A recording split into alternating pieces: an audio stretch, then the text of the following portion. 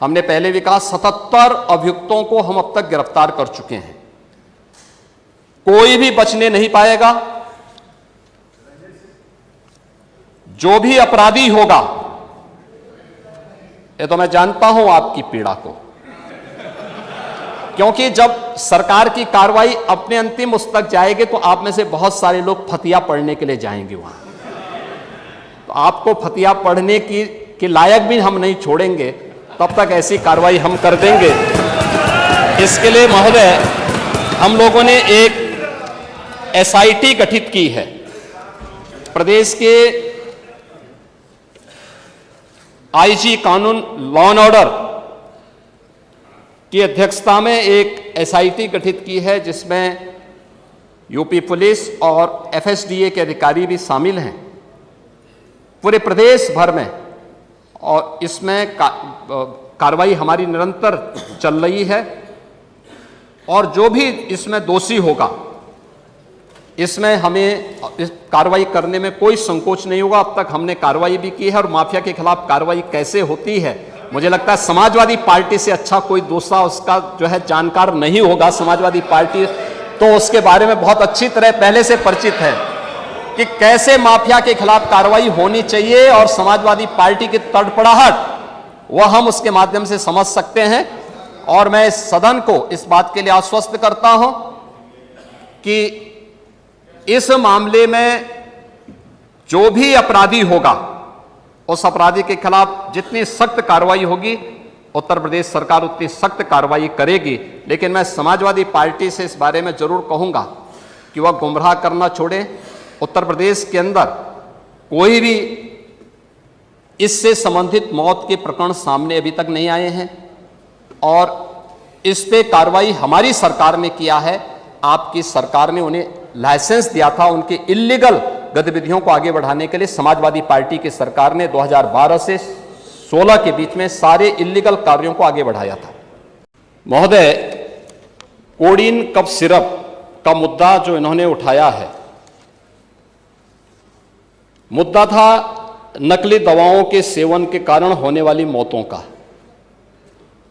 और उसके बारे में हमने पहले ही बताया है कि नकली दवा के कारण होने वाले मौत के प्रकरण की कोई भी बात अभी तक शासन के संज्ञान में नहीं आई है, और समय समय पर एफएसडीए विभाग इसको लेकर के छापेमारी करती है, कार्रवाई करती है।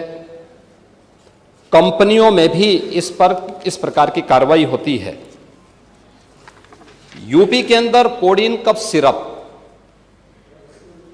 इसके केवल स्टॉकिस्ट हैं, होलसेलर है, इसका यहां पे प्रोडक्शन नहीं होता है।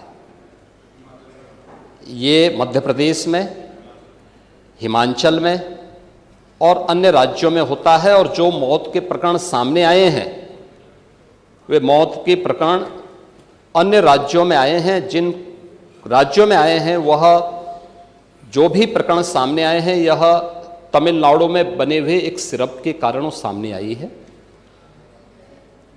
ये पूरा प्रकरण इल्लीगल, यानी इसमें एडिटेशन का भी नहीं है, यह इल्लीगल डाइवर्जन का है। इस डाइवर्जन के माध्यम से इन होलसेलर ने, जिसमें सहारनपुर का भी है, गाजियाबाद का भी है, वाराणसी का भी है, लखनऊ का भी है और कानपुर का भी है, इन लोगों ने इसको उन देशों में पहुंचाया है, उन राज्यों में पहुंचाया है जहां मद्य निषेध है, लेकिन वहां पे नशे के आदी लोगों को इसको लेने की एक आदत सी है, तो वहां पर उसका दुरुपयोग किया गया है। जबकि बिना चिकित्सीय परामर्श के इसका सेवन नहीं हो सकता, खासतौर पर बच्चों के लिए। एडल्ट भी चिकित्सीय परामर्श से ही इसका सेवन करता है। कौन ऐसा व्यक्ति है जिसने कफ सिरप नहीं लिया? खांसी होती है, हर व्यक्ति लेता है, लेकिन चिकित्सीय परामर्श से उसमें लिखा जाता है। क्योंकि पढ़ाई लिखाई से आप लोगों का कोई वास्ता है नहीं, इसलिए आप लोग हमेशा इस प्रकार की बातें करते हैं। अब बात पहले अब सुन लीजिए ना, आपने पूरी बात बोली तो हम लोगों ने आपकी बात सुनी। आप लोग चिल्लाते रहे तब भी हम आपकी बात सुनते रहे। अब कम से कम हमारी बात तो सुन लें।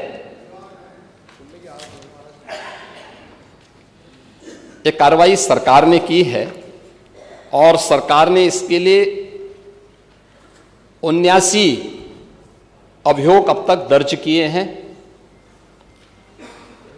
इसमें 225 अभियुक्तों को इसमें नामजद किया है। 78 अभियुक्त अब तक गिरफ्तार हुए हैं। 134 फर्म पर एक छापेमारी की कार्रवाई हुई है और इसमें अब तक जिन क्षेत्रों में ये आई हुई अलग अलग राज्यों से जुड़े हुए यह सभी केंद्र हैं और मुझे लगता है अगर आप इसकी गहराई में जाएंगे तो घूम फिर करके वही मामला है कि वो कहीं ना कहीं कोई ना कोई समाजवादी पार्टी से जुड़ा हुआ नेता या उनसे जुड़ा हुआ कोई ना कोई व्यक्ति उसकी चपेट में आता है। और इलीगल ट्रांजैक्शन भी जो हुआ है वह भी आपकी लोहिया बहाने के एक पदाधिकारी के अकाउंट के माध्यम से हुआ है। एसटीएफ इसकी जांच कर रही है। इस पूरे मामले में हाई कोर्ट से उस पूरे मामले को एनडीपीएस के अंतर्गत इस मामले में मुकदमा चलना चाहिए। ये उत्तर प्रदेश सरकार ने इस लड़ाई को लड़ा है और उसको जीता है और इस मामले में कोई भी अपराधी छूटने नहीं पाएगा। और चिंता मत करिए, समय आने पर बुलडोजर एक्शन भी उसकी तैयारी भी रहेगी। उस समय चिल्लाना मत करो। जो भी अपराधी होगा, ये तो मैं जानता हूं आपकी पीड़ा को, क्योंकि जब सरकार की कार्रवाई अपने अंतिम उस तक जाएगी तो आप में से बहुत सारे लोग फतिया पढ़ने के लिए जाएंगे वहां। तो आपको फतिया पढ़ने की लायक भी हम नहीं छोड़ेंगे, तब तक ऐसी कार्रवाई हम कर देंगे।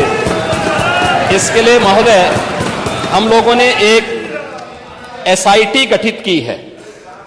प्रदेश के आईजी कानून लॉ एंड ऑर्डर की अध्यक्षता में एक एसआईटी गठित की है जिसमें यूपी पुलिस और एफएसडीए के अधिकारी भी शामिल हैं पूरे प्रदेश भर में।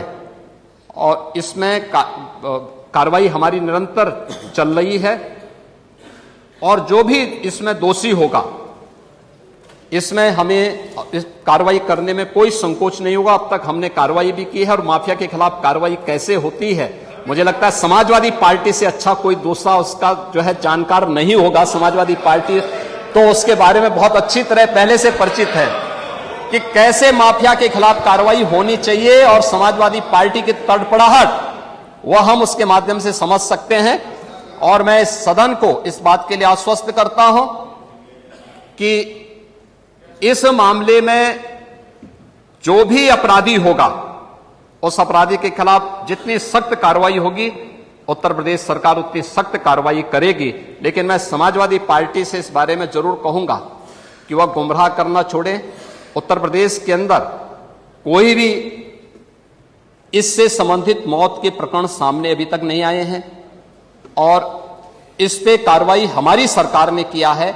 आपकी सरकार ने उन्हें लाइसेंस दिया था उनके इलीगल गतिविधियों को आगे बढ़ाने के लिए। समाजवादी पार्टी की सरकार ने 2012 से 16 के बीच में सारे इलीगल कार्यों को आगे बढ़ाया था।